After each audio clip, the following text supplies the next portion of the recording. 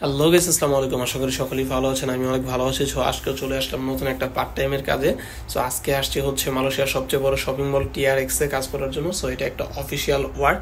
এখানে হচ্ছে তারা নতুন করে ডেকোরেশন করছে, আর আমাদেরকে কাজ দিছে হচ্ছে আপনার কম্পিউটার ডেস্কগুলোকে পাসাং করতে হবে। আর পাসাং করাটা হচ্ছে মালয়েশিয়ান ভাষা, এটাকে যদি আমরা ইংলিশে বলতে চাই এটা হচ্ছে ফিটিং।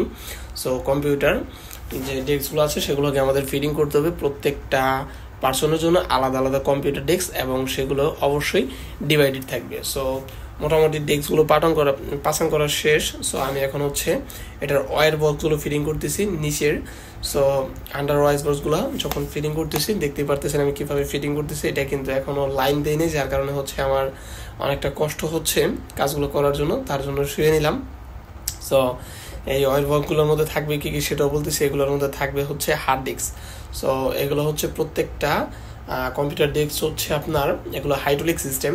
সো সুইচের মাধ্যমে এগুলোকে আপও করা যায় এবং ডাউনও করা যায়। সো আমরা সাধারণত দেখি যে কম্পিউটার ডেস্কের সামনে যে চেয়ারগুলো থাকে বা ওয়ার্কাররা যে চেয়ারগুলো নিয়ে কাজ করে সেগুলো হাইড্রোলিক সিস্টেম থাকে, এটা কমন জিনিস। বাট যেটা হচ্ছে কম্পিউটার ডেস্কগুলো যে হচ্ছে আপনার হাইড্রোলিক সিস্টেম, এটা কিন্তু একটু আনকমন, এটা অ্যাভেলেবল দেখা যায় না। সো এটা অনেক এক্সপেন্সিভ একটা মার্কেট এবং মার্কেট প্লেস। সো যার কারণে হচ্ছে এইখানে এগুলো অত্যাবশ্যক। সো যাই হোক গাইস, সো আমি এগুলো ফিটিং করতেছি। সো অয়েল বক্সগুলো মোটামুটি ফিটিং করা শেষ। এখন হচ্ছে আমি তাদের যে হাইড্রোলিক সিস্টেমটা এটা হচ্ছে অন করে দিব।